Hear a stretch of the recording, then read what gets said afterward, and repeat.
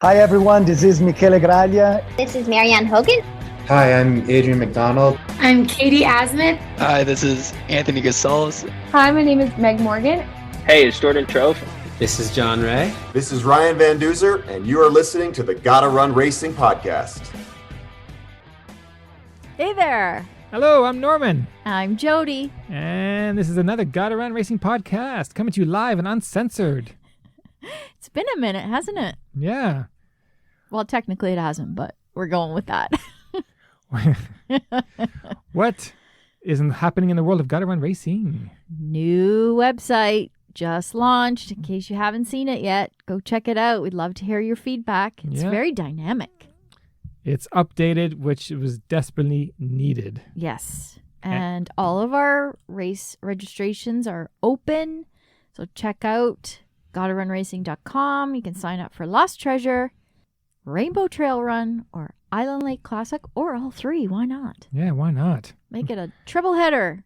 We'd love to see you out there. On the trail. Now, who's on the podcast today? Today we have Jeff Bond, 53-year-old ultra runner from Manitoba, who has completed several ultras, including the Canadian Death Race, Dead Horse Ultra, and Epic E-Skate in Riding Mountain, which we'll get to. That sounds familiar. Yeah, it should. Okay, we'll get to that. He just completed 100 miles at the Yukon Arctic Ultra a couple weeks ago, which is definitely not for the faint of heart. It's the race where you can choose your mode of discipline, either mountain bike, cross-country ski, or foot. He chose foot.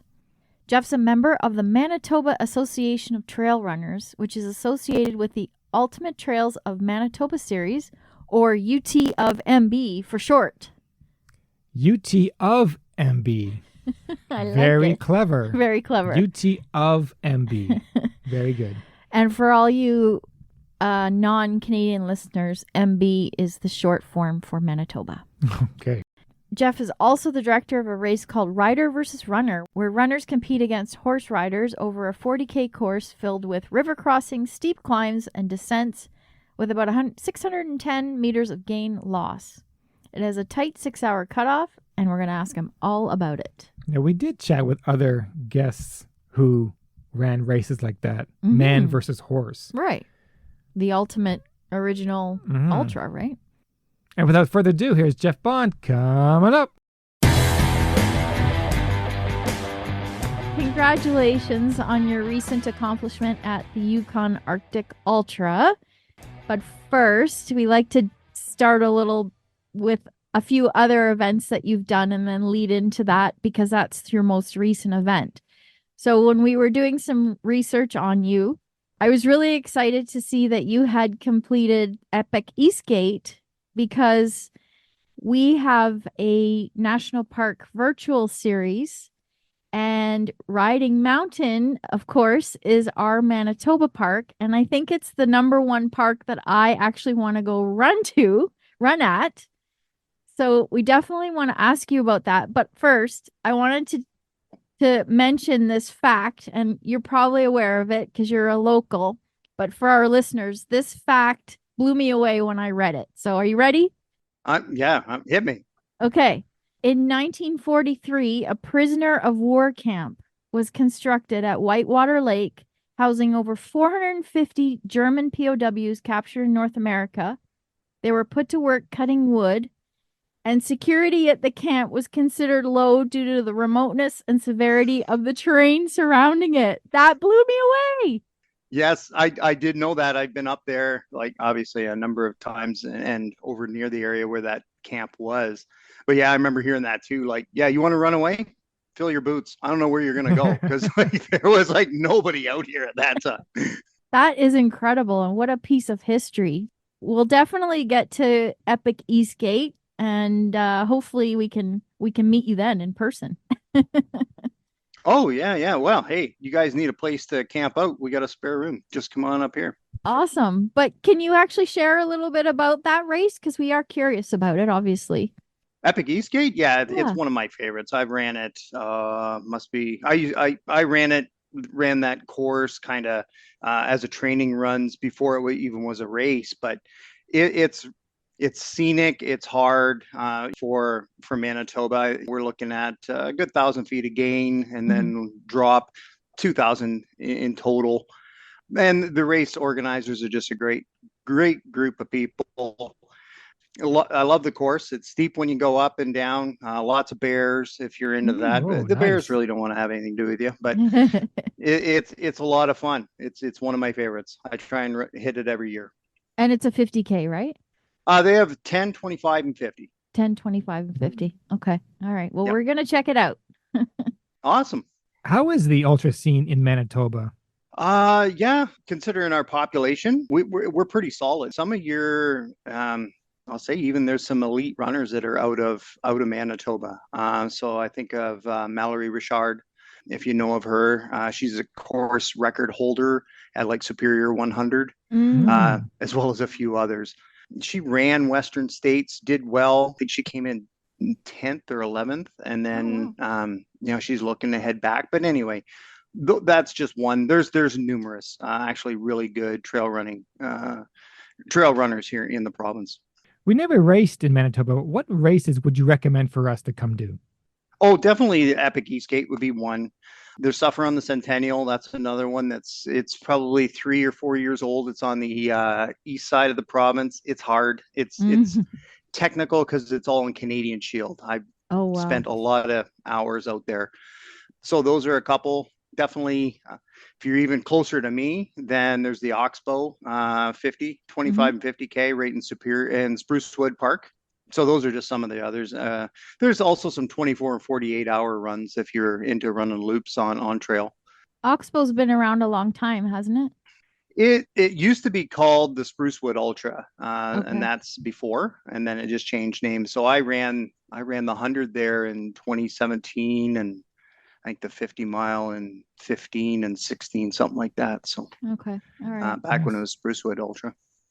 Well, another race that caught our attention on your roster was Arrowhead 135, because it seems like it's a similar adventure to Yukon Arctic in that you get to choose your mode of transport, well, shall we say. And it's also in some cold temperatures, winter conditions. Yeah. Now, you may not have been super successful there, but still, let's talk about it. Tell us about that one. Yeah, Arrowhead ate my lunch twice. It's hard. It's 135 miles, and there's a required gear list, and it can be super cold. Both years I went, it wasn't terribly cold. The second year was colder toward the end, but so if it's too warm, that's not great either. So there's two things you really got to watch out for in all these winters. Ultras is like frostbite is one, and the other is trench foot.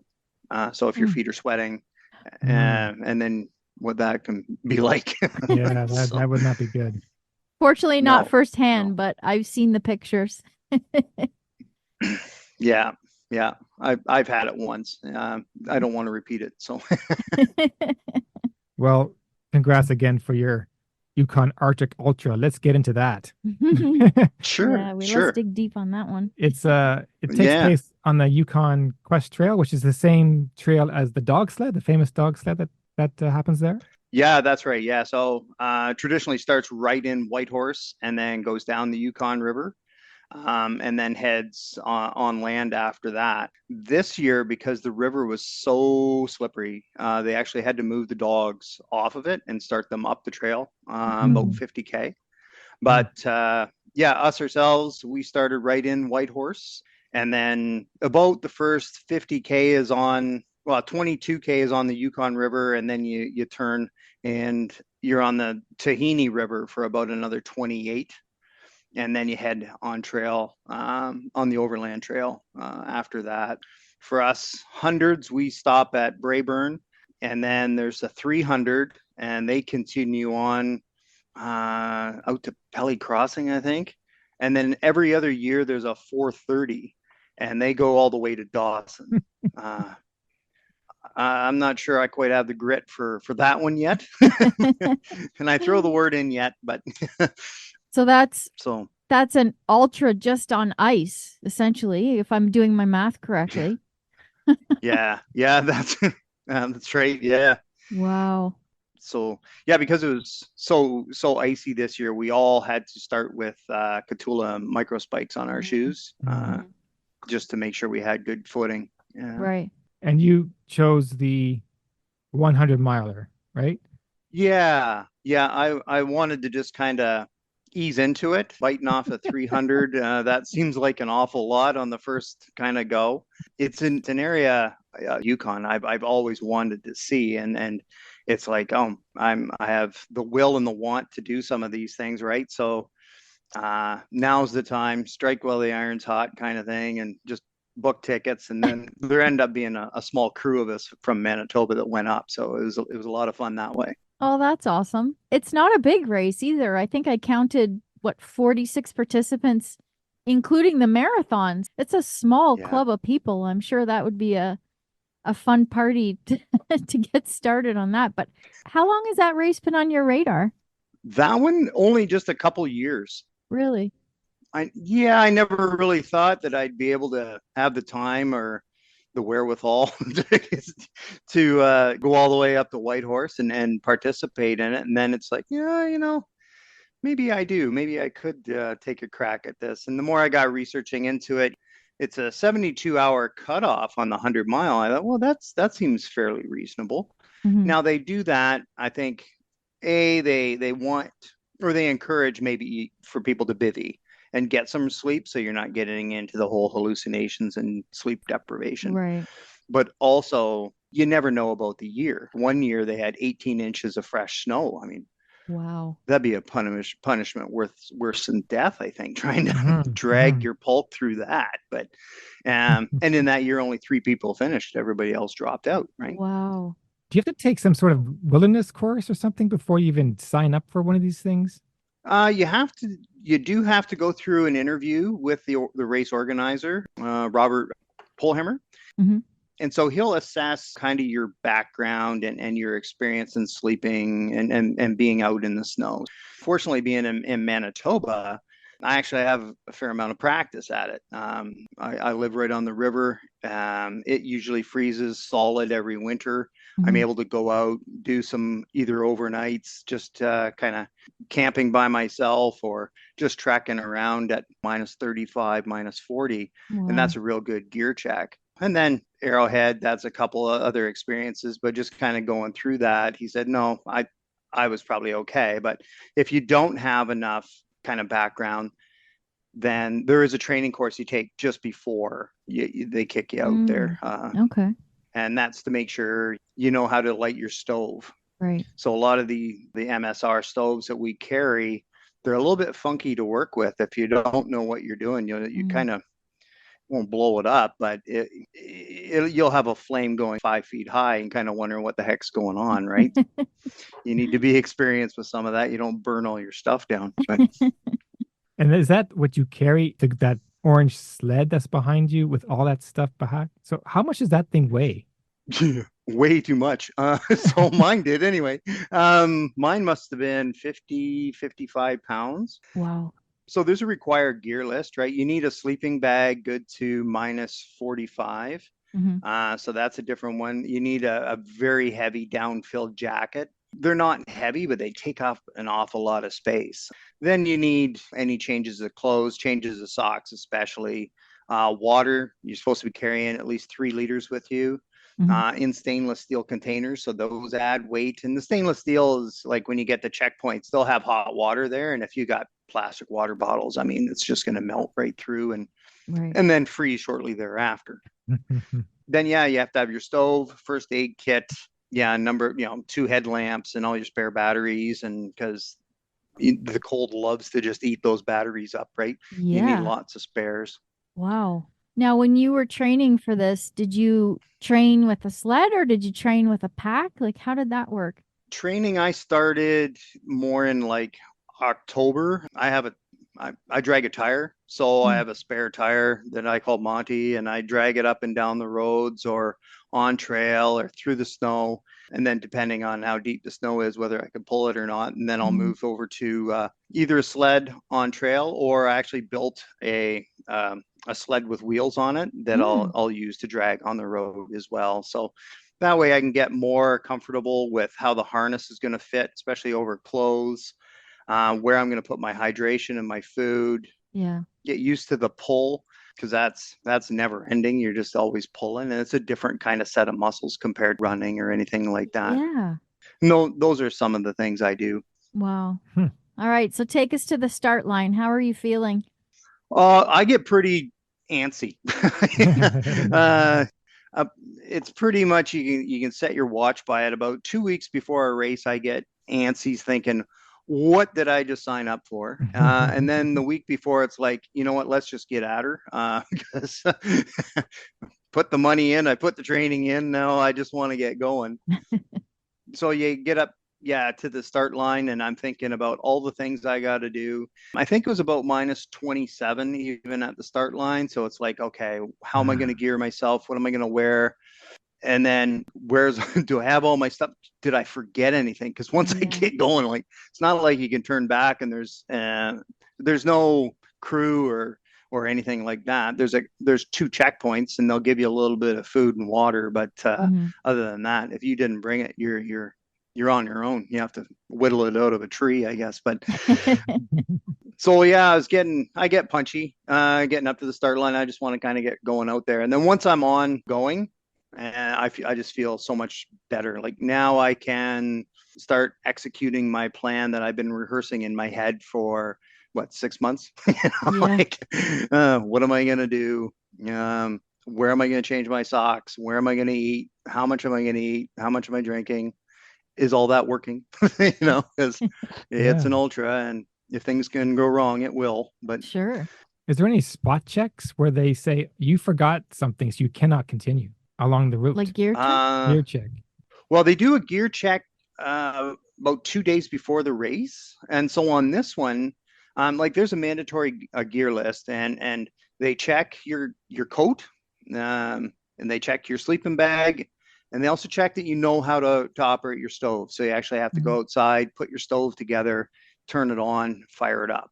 And sleeping pad. They want to make sure that you have not only an R6 sleeping pad, but even in my case, because mine was an inflatable one, they said, well, if it punctures, you really should have a backup small foam one. Right. I thought, well, that's a pretty decent idea. So they'll do that a couple days before, but once you get to the start line, it's now up to you. We're adults now, and I hope. Some might say, I'm not sure about me, but anyway, whether I'm an adult yet. But then then you get going, right? And so hopefully you've remembered. But I've packed and unpacked and packed and unpacked my whole kit 2 or 3 times before I get to the start line. So, oh my gosh. Can you describe the terrain this year? Was there lots of snow? What's the elevation gain and loss? I've been watching the weather like a hawk there for about a month, trying to figure out what the weather was going to be like. But about a week before the race, it rained. It rained crazy. Oh no. Yeah. So there was, a lot of the snow was packed down or frozen, and hence that the river ended up kind of flooding on top, and was really a skating rink, literally, for about the first 3 miles. And then it got a little better after that. But all in all, because they've been out packing it with the skidoos for the dogs, they need to pack that down for the dogs too. Right. The trail was actually quite fast. Yeah, I think there was a couple guys on mountain bikes. They were flying along pretty good. There was a couple people on skis. They didn't fare so well because that was just be terrible to try and ski on. Yeah. The rest of it, because obviously on the river it's fairly flat, and then it does go uphill after that for a while. I don't know the exact elevation gain and loss. It's not terribly bad.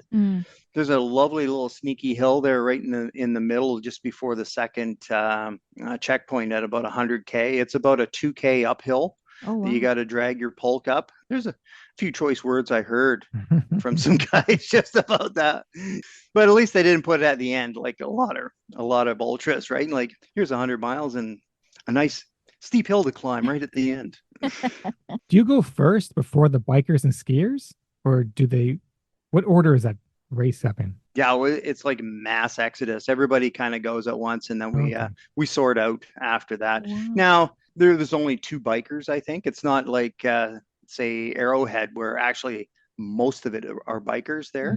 There'll be mostly fat bikers there. And they'll go 5 or 10 minutes ahead of the trekkers and that. But yeah, no, everybody went at once, and then it quickly sorts out. Bikes take off. The fast guys, they take off, especially the guys running the marathon. They're not even pulling a pulk or nothing. Boom, they're gone down the ice. And then the rest of us are just like, yeah, we're just gonna have a couple of fun days out in the snow, you know. What time does it start at? Starts at 10:30 in the morning. So the like the sun comes up at about 10. It's a late sunrise out there. Yeah, at that time of the year, I think it sets at about 5 o'clock, 5:30 maybe. Okay. And then you're looking at a good 16 hours of dark every day. Wow. That's you better like your headlight, I guess. Right? Yeah. I think I would have 10 pounds of batteries just to make sure that they were working. Oh my gosh. Yeah. I don't think I was too far off of it.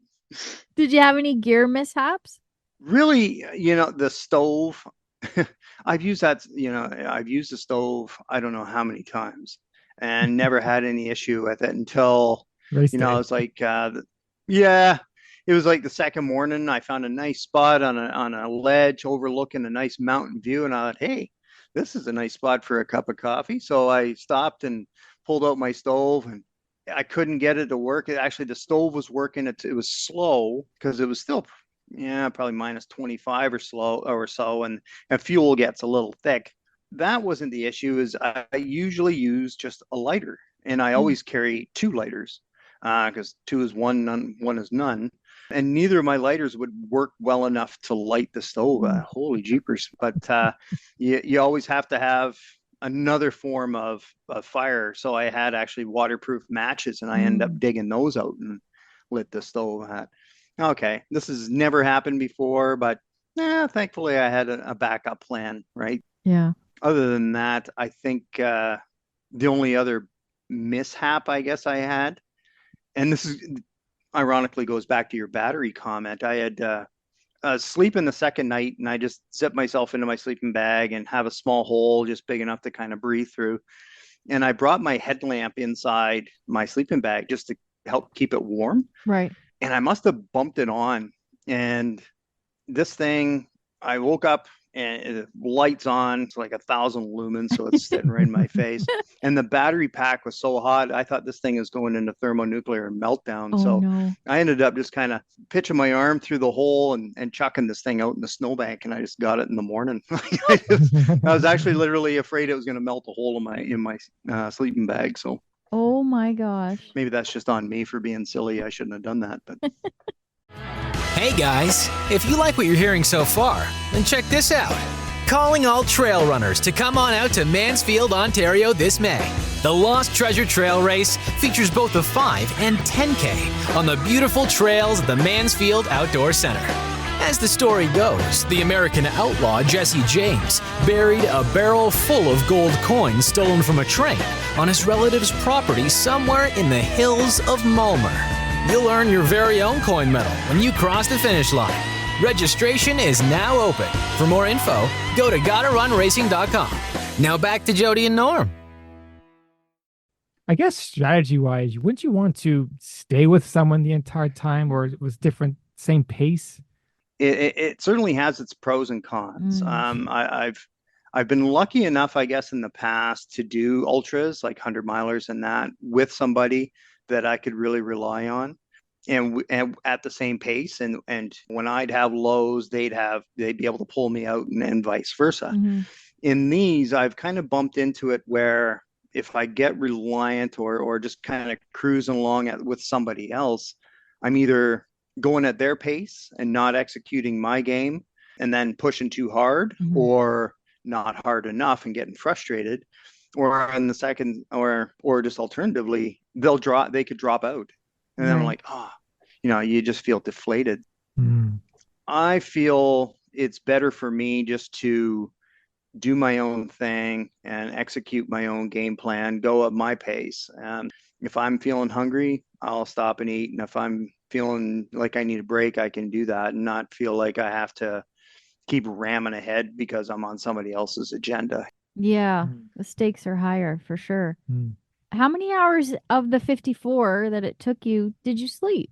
Well, sleep, I'll use that term loosely because it was probably about 15 hours of rest. I had spots on the trail where I wanted to get to, and I got there kind of ahead of time on the first night. And I thought, okay, you know what? I wanted to get to about here, like at 65K.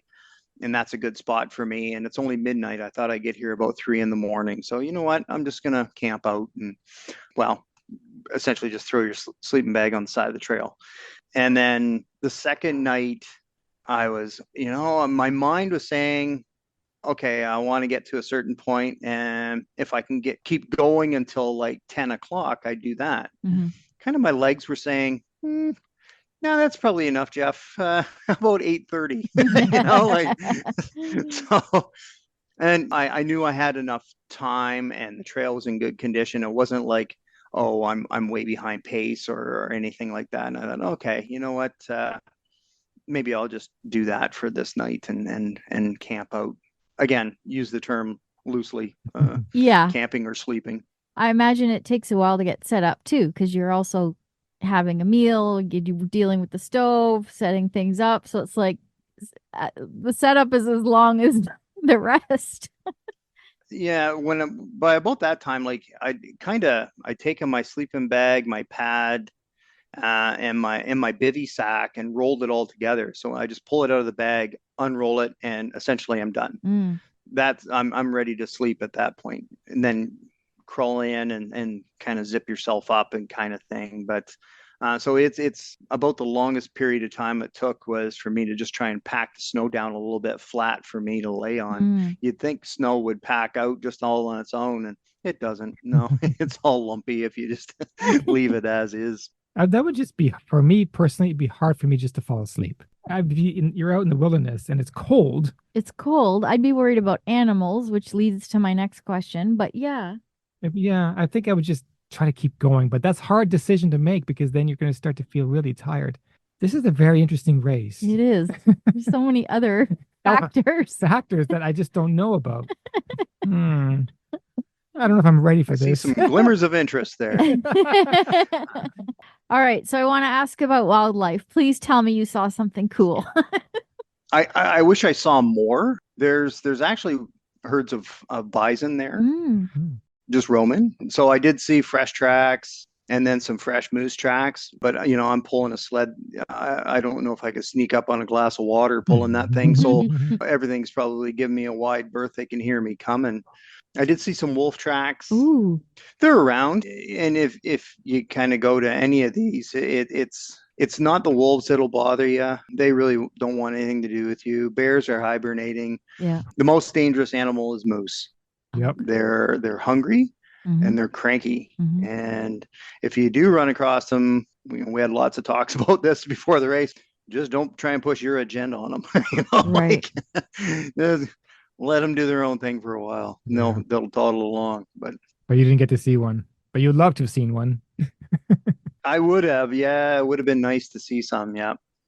But I didn't. And there's enough traffic on there, I think, too. Like the wildlife's going to go, well, I'll just hang out another mile over or something where it's a little They're quieter. probably thinking, not this race again. Yeah, exactly. Yeah. So when you did get to we'll call them aid stations, refreshment stops, whatever, did they provide you with some hot meals or any Fireball perhaps to get you warmed up, or did you have to provide all your own? If they'd have provided Fireball, they wouldn't have got me out of there. No, they did. So there's two checkpoints for the 100, and you actually have to go in and do a medical assessment to assess you for frostbite. So they actually have nurses and that on staff. Do a good assessment of your hands, your feet, your ears, your nose, to make sure that everything's in good color. So that's kind of the main thing. And then they will give you like a bit. It was a fair enough amount, but what they're just saying is like it's not a buffet. You just can't keep coming up and up, right? You get a bowl of stew or a bowl of spaghetti and meatballs kind of thing, and a nice bun. I thought that was really quite nice. And they also have hot water there too, just to top up your thermoses, so that when you're heading out for the rest of it, you don't necessarily have to stop and fire up your stove if you've got enough water with you. Right. The description on the website said, "Oh, at these checkpoints, you get a free meal." And I'm thinking, well, I hope so. I don't want to bring cash. I don't think there's any food truck out there. I don't want to hunt. I'm very surprised they put that in the description. You get a free meal. Whoa. It's like buying a $20,000 hat and getting a free car with it, I guess.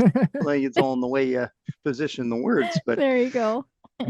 yeah. Well, big congrats. 54 hours out there. Is that what your time was? Yeah.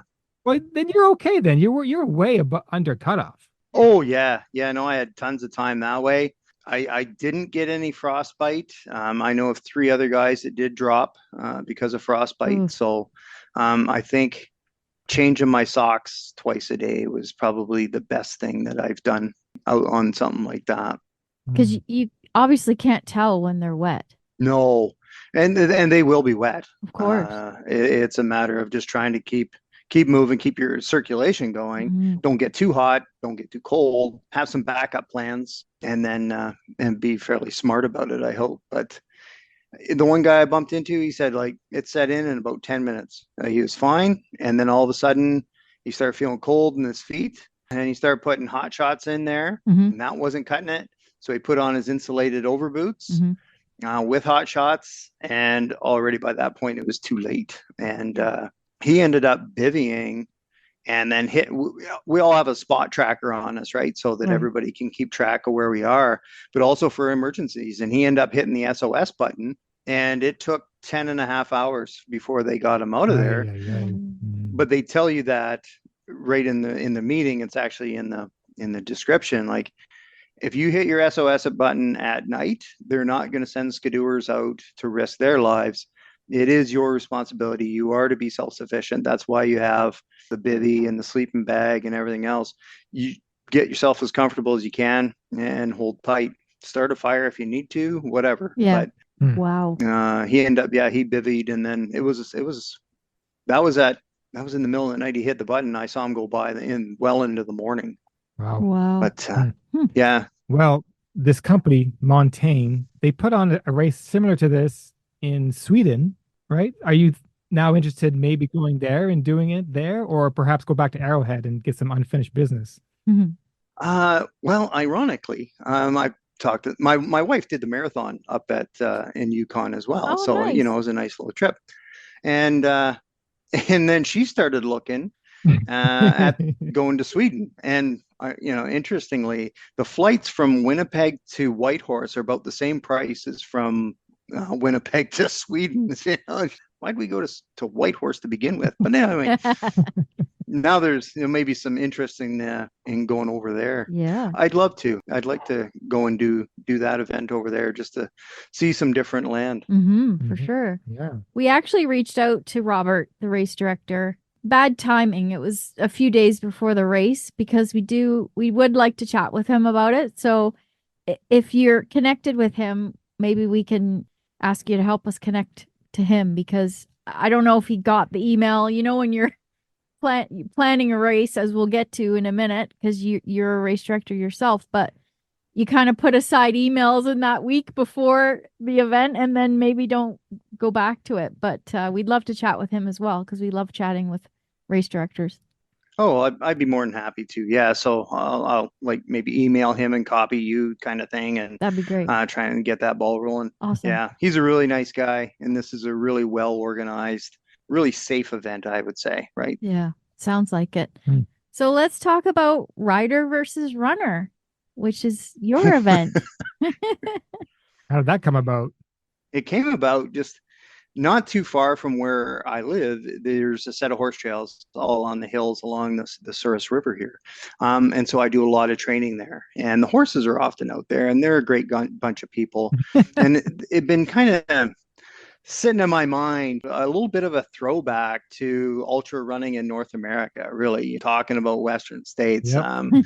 And how could I kind of, let's say, replicate that, but at the same time, any of the funds kind of go right back to the horse group for maintaining the trails, because I like it out there, and there's a number of us trail runners from around the area that run down there too. So it'd been kind of sitting in my mind for a number of years, and I finally just got off my horse, no pun intended, a couple of years ago, and it just I asked them if they'd be interested in it, and they were. I'm a co-race director. It's a small race, and we're trying to keep it small. That sounds kind of funny, but the way we have it set up, because there's 6 river crossings, all on single track, with about 1,000 meters of gain and loss, in the it ends up being 23 miles. Okay. So a 11-mile loop and a 12-mile loop, and if you get too many horses and people kind of compacted in that area, we're probably looking at trouble.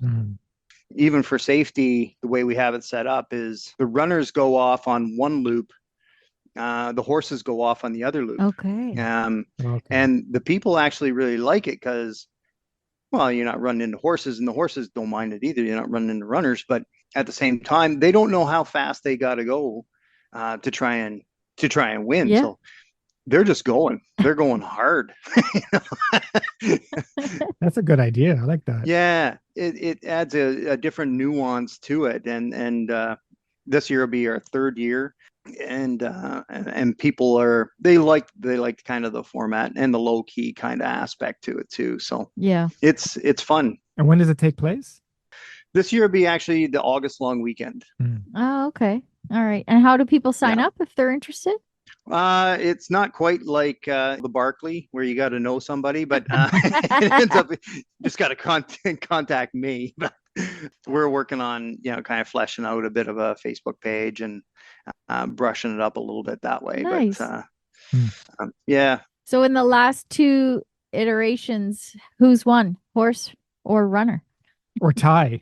Well, this year be the rubber match. So interestingly, the first year it's with endurance riders, and Manitoba endurance riders, and so they have like a 25-mile horses and they have 50-mile horses. Wow. And the different things between the horses and us is there's mandatory vet checks halfway through.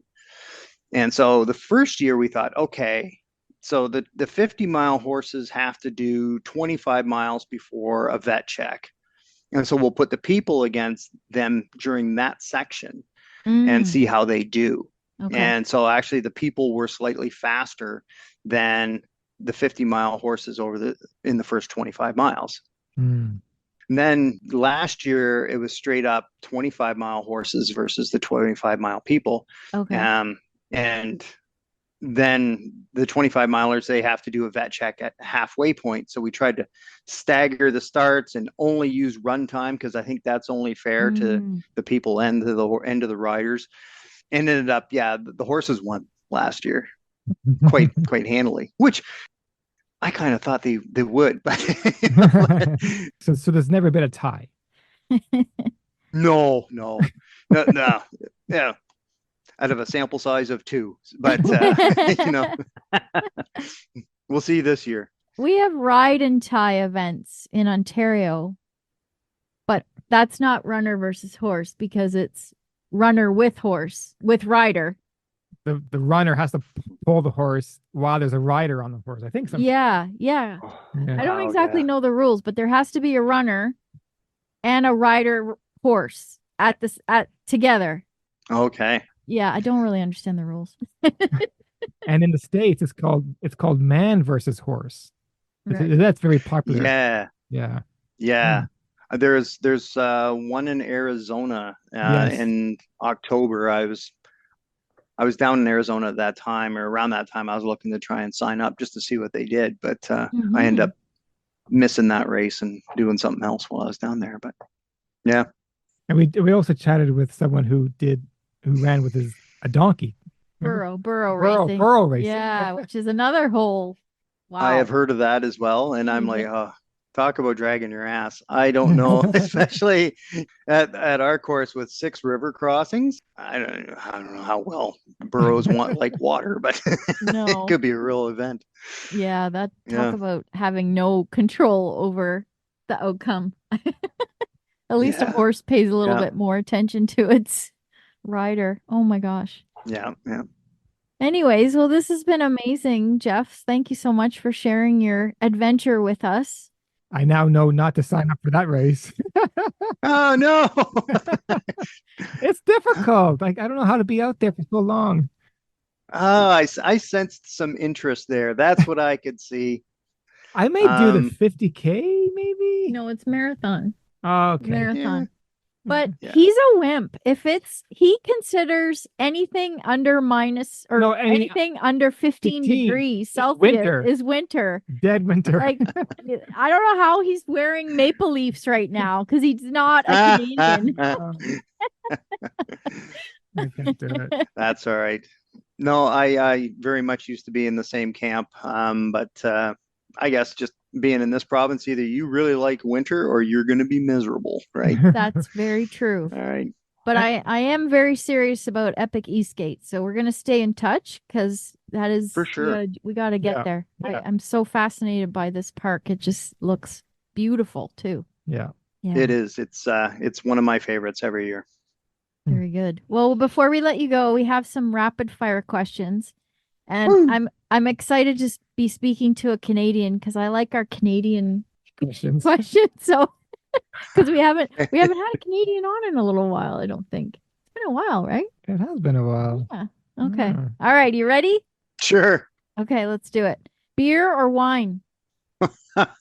What's the temperature? I'll go with wine. It's not what I expected. Okay. All right. Butter tarts with or without raisins? With. Yeah. We have an ongoing battle about that. I'm with, Oh. he's without.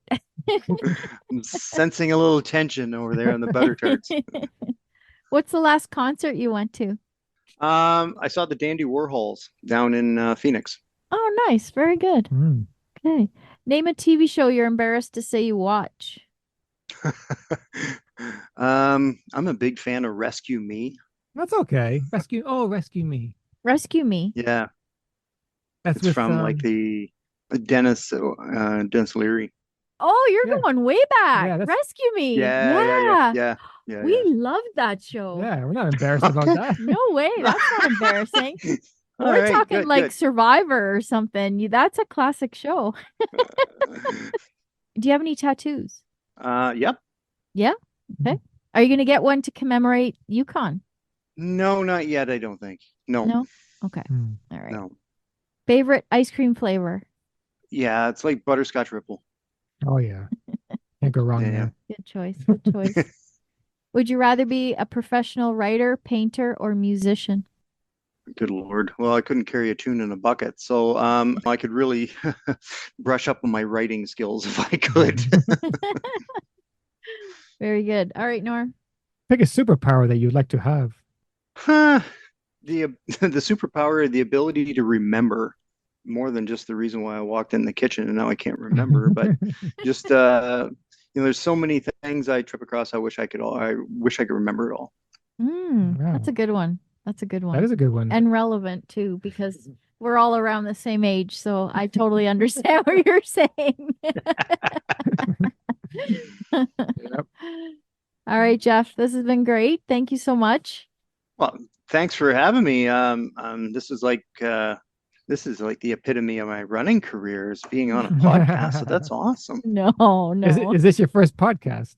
It is, yeah. Well, I'm a back of the packer, right? So it's not often that I get up on here. But Every Every runner has a story. That's our Yeah. tagline. Oh, that's awesome. Yeah. My new mantra is the best views are from your shoes, right? So There you get out there, go. hit the trails. There you go. Thank you so much, Jeff. Have a great evening. Thanks. Take care, you guys. Cheers. Bye. Bye. And that was Jeff Bond from Manitoba. Listen,